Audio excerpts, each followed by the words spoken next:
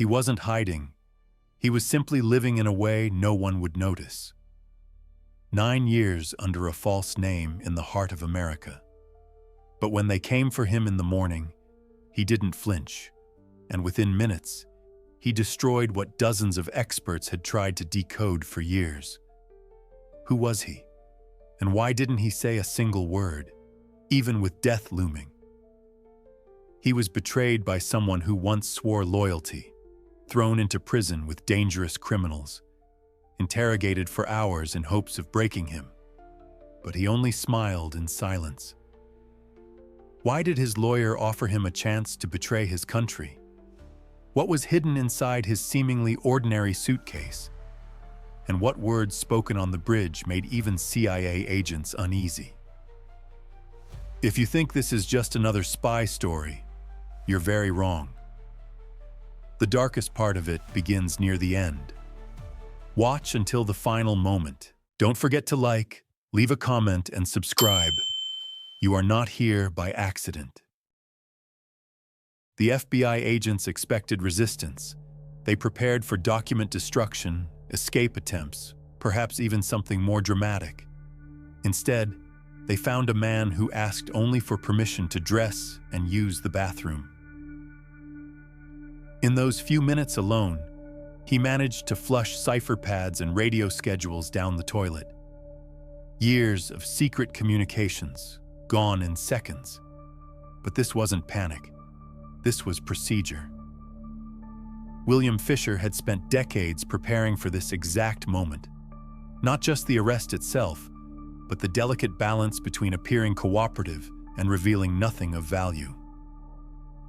Every word he spoke from that moment forward would be calculated, measured, designed to protect an entire network of operatives across America. The man the FBI believed they had captured called himself Rudolph Abel. But even this name was misdirection, a signal to Moscow that he would never cooperate. The real Rudolph Abel was someone else entirely, a friend whose identity Fisher borrowed as his final act of defiance. Who borrows a dead man's name when their own life hangs in the balance? And what kind of mind can maintain such composure when facing the electric chair? 9 years earlier, Fisher had arrived in New York with documents identifying him as Emil Goldfuss. The legend was simple but brilliant. A European immigrant seeking the American dream, an artist with a talent for technical innovation. But creating a false identity goes far beyond forged documents.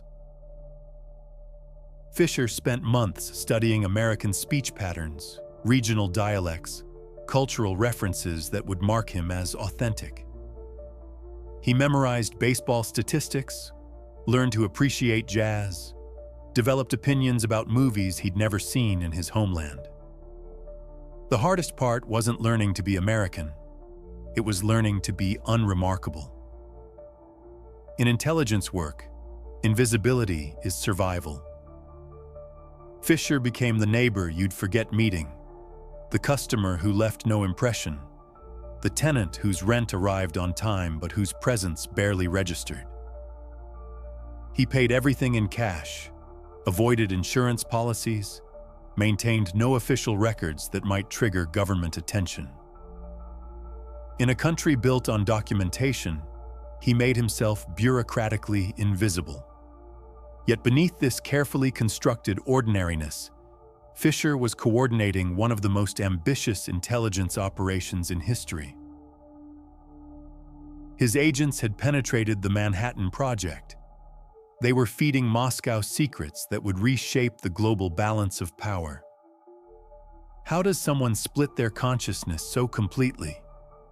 And what happens to your sense of self when every authentic moment becomes a security risk? Reino Heinonen was supposed to be Fisher's trusted assistant. Moscow had selected him carefully, a Finnish American with clean documentation and technical skills needed for covert communications. He was meant to handle photography, encryption, and coordination with sources throughout the network.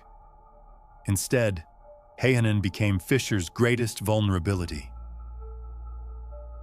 The official story suggests that Heinonen simply cracked under pressure, drinking heavily, gambling recklessly, drawing police attention through domestic disputes. But experienced intelligence operatives are screened for exactly these weaknesses.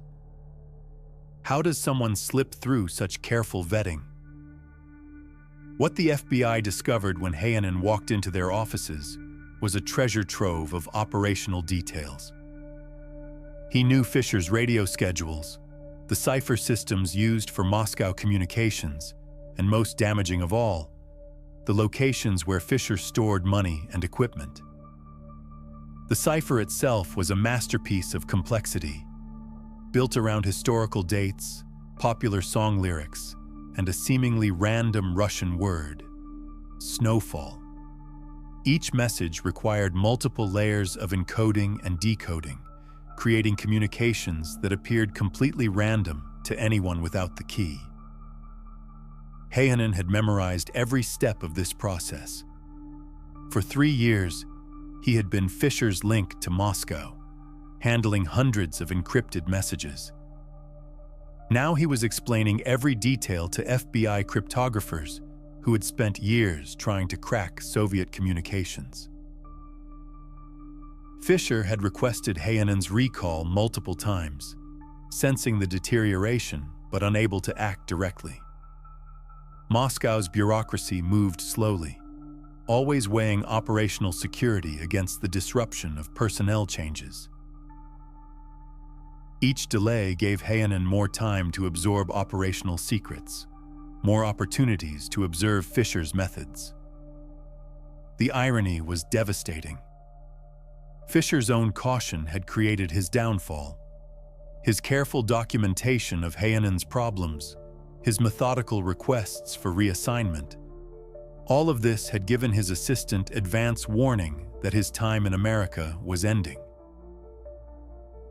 By the time Heinonen decided to defect, he possessed enough information to unravel years of careful work.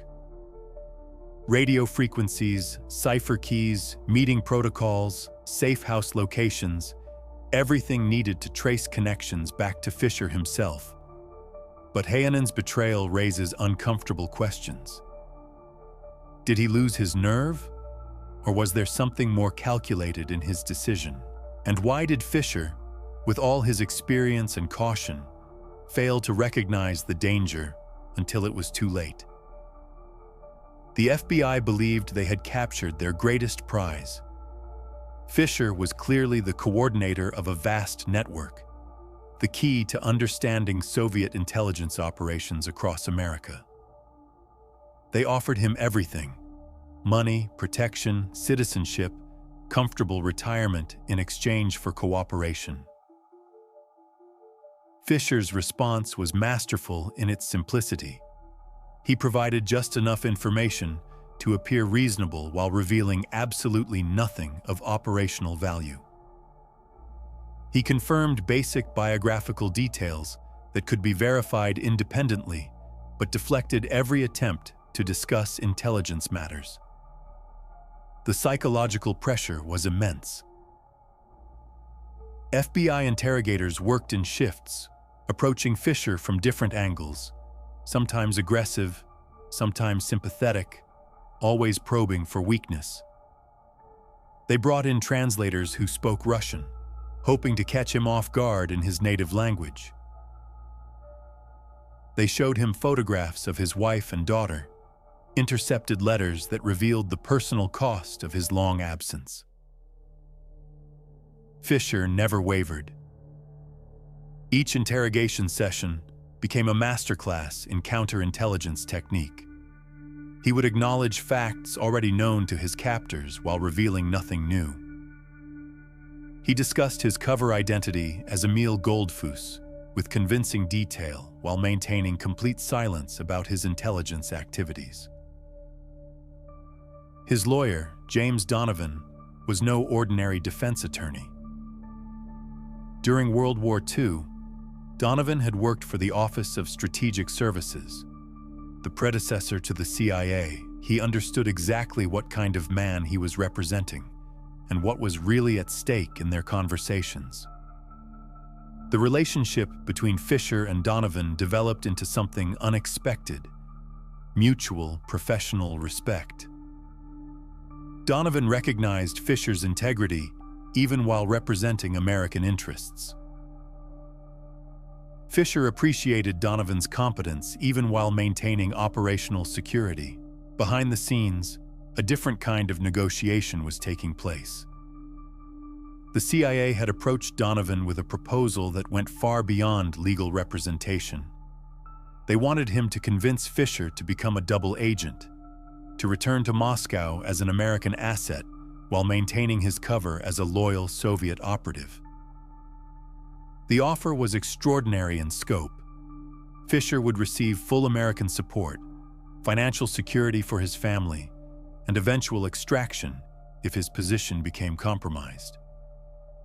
In exchange, he would provide intelligence about Soviet operations and help identify other networks operating in Western countries. The interrogation became a chess match between professionals, each side probing for weakness, testing theories, searching for leverage. Fisher had one enormous advantage. He genuinely didn't care about his own survival. His mission was protecting the network, and death was an acceptable price for that protection. But why would someone choose certain demise over cooperation? What kind of loyalty runs deeper than self-preservation, and what did Fisher know that made his silence worth more than his life? Gary Powers never intended to become a bargaining chip. His U-2 spy plane was designed to fly higher than Soviet missiles could reach, photographing military installations from altitudes that made interception impossible. On May 1, 1960, that assumption proved catastrophically wrong. Powers survived the missile strike and parachuted into Soviet custody, carrying enough evidence to embarrass the American government for decades.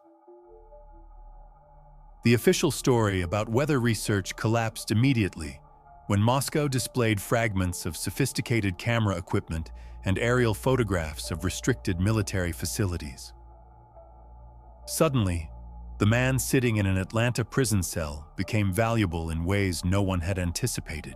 Fisher wasn't just a failed Soviet operative, he was a potential key to retrieving an American pilot whose capture had created an international incident. But prisoner exchanges require delicate negotiation. The Soviets had to acknowledge Fisher's value without officially admitting he worked for their intelligence services. The Americans needed Powers back without appearing to legitimize Soviet espionage operations on American soil.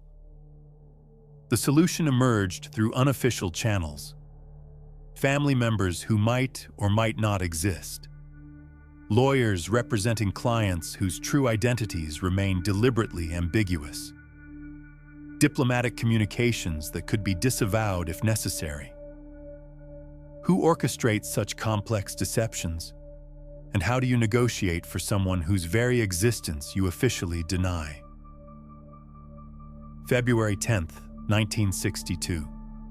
Glanica Bridge, Berlin. The location was chosen for its symbolism as much as its security. 100 meters of concrete and steel spanning the boundary between East and West, watched by guards who understood that any mistake could restart a war. The preparations had taken months.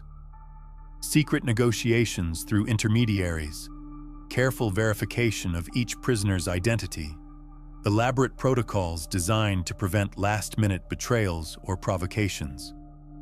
Both sides brought backup plans for scenarios that could derail the entire exchange. Fisher arrived at the bridge in prison clothing, visibly thinner after years of confinement, but maintaining the dignified bearing that had impressed even his captors. American officials had expected broken spirit, perhaps even gratitude for the opportunity to avoid the electric chair. Instead, they found a man who treated the exchange as simply another phase of operational duty. Powers, meanwhile, had spent nearly 2 years in Soviet custody being treated with surprising civility. His interrogators had been professional, even considerate. The Soviets needed him healthy and cooperative for propaganda purposes, but they also recognized that harsh treatment might complicate future negotiations. The moment of exchange itself was choreographed with theatrical precision. Representatives from both sides approached the center of the bridge carrying documents, photographs, anything needed to verify identities and complete the transfer. Intelligence officers who knew each prisoner personally stood ready to confirm that no substitutions had been attempted. But something unexpected happened during those final moments. Fisher's handler attempted to physically guide him toward the eastern side of the bridge, perhaps concerned that years of American imprisonment might have affected his loyalty. Fisher quietly but firmly refused the assistance, walking under his own power at his own pace. This small gesture spoke volumes about the man's character. Even in this moment of ultimate vulnerability, he maintained complete self-control and dignity. He was returning to his homeland not as a rescued victim, but as a professional completing his assignment. Fisher walked across that bridge knowing he was returning to a world that had changed dramatically during his imprisonment. Stalin was gone. The Soviet system he had served with absolute loyalty was evolving in ways he couldn't predict. Would there be a place for him in this new reality? Powers walked in the opposite direction, carrying secrets about Soviet air defenses that had already been extracted through months of careful questioning. His value to American intelligence was largely exhausted, but his symbolic importance remained enormous. The exchange itself took minutes. Years of negotiation, months of preparation, countless hours of diplomatic maneuvering, all condensed into a brief encounter on a bridge where two men passed each other, heading toward uncertain futures. But was this really just a simple prisoner trade, or were both governments disposing of assets who had become more liability than benefit? Fisher's homecoming defied every Hollywood expectation about Soviet treatment of failed operatives. Instead of Siberian exile or quiet disappearance, he received recognition as a model of professional integrity. His refusal to cooperate had protected an entire generation of intelligence assets. The debriefing process was exhaustive but respectful. Soviet intelligence needed to understand exactly what had gone wrong, which security procedures had failed, and how to prevent similar compromises in the future. Fisher provided detailed analysis of American interrogation techniques, FBI investigative methods, and the weaknesses that had led to his eventual capture. His insights proved invaluable for training future operatives. The psychological pressure tactics used by American interrogators, the legal strategies employed by his defense team, the prison conditions designed to break resistance, all of this became part of Soviet intelligence doctrine. But Fisher's most important contribution was demonstrating that loyalty could survive even the ultimate test. Every intelligence service struggles with the same fundamental question. How do you ensure that agents will maintain operational security even when facing personal destruction? Fisher had provided the answer through his own example. Professional duty transcended personal survival. The mission mattered more than the individual. This wasn't fanaticism or ideology. It was simply professionalism carried to its logical conclusion. He spent his remaining years training new operatives, sharing hard-won expertise about survival in hostile territory. His experience became doctrine, his methods studied by intelligence services worldwide. The man who had lived invisibly for 9 years became the visible face of Soviet intelligence professionalism. Yet questions remained about the true scope of his American operations. The network he had coordinated was far larger than American investigators ever realized. Sources in defense contractors, government agencies, research institutions, a web of information gathering that continued operating long after his arrest. The network he had protected continued operating long after his arrest. Information kept flowing, operations remained secure. Agents he had never met personally continued their work because Fisher had chosen silence over survival. His family life, suspended for nearly a decade while he lived as someone else, gradually resumed a semblance of normalcy. But how do you reconnect with people who have lived through your absence while you inhabited a completely different existence? The man who returned to Moscow was not quite the same person who had left for America years earlier. Yet questions linger about what really happened during those 9 years in America. Official records remain classified decades after the Cold War ended. The true scope of Fisher's network, the identities of his sources, the ultimate impact of the intelligence he gathered, all still wrapped in layers of official secrecy. His story became legend precisely because so much of it remains unknown. The invisible man who lived among us, who looked like us, who seemed like us, but served masters we couldn't see and purposes we couldn't imagine. What other invisible men walked among us? What other carefully constructed lives concealed purposes we never suspected? And in a world where anyone might be someone else entirely, how do we ever know who to trust? The hotel room where Fisher was arrested has been renovated countless times. New tenants have lived there, unaware of the history contained within those walls. The neighbors who knew Emil Goldfuss probably never learned his true identity. The shopkeepers and landlords who dealt with him carried those memories as encounters with someone who never really existed. This is the ultimate achievement of deep cover intelligence work. Not just fooling the enemy, but creating such convincing alternative realities that even decades later, truth and fiction remain impossibly tangled. Fisher proved that in the right hands, invisibility becomes the most powerful weapon of all. Not the invisibility of science fiction, but something far more sophisticated, the ability to hide in plain sight, to become so perfectly ordinary that extraordinariness becomes invisible. The Cold War ended. The Soviet Union collapsed. The ideological struggle that defined Fisher's life became historical footnote. But the techniques he mastered, the principles he embodied, the questions he raises about identity and deception, these remain as relevant as ever. In our age of digital surveillance and biometric identification, when privacy seems impossible and anonymity appears extinct, Fisher's story reminds us that the most sophisticated hiding place might still be the most obvious one.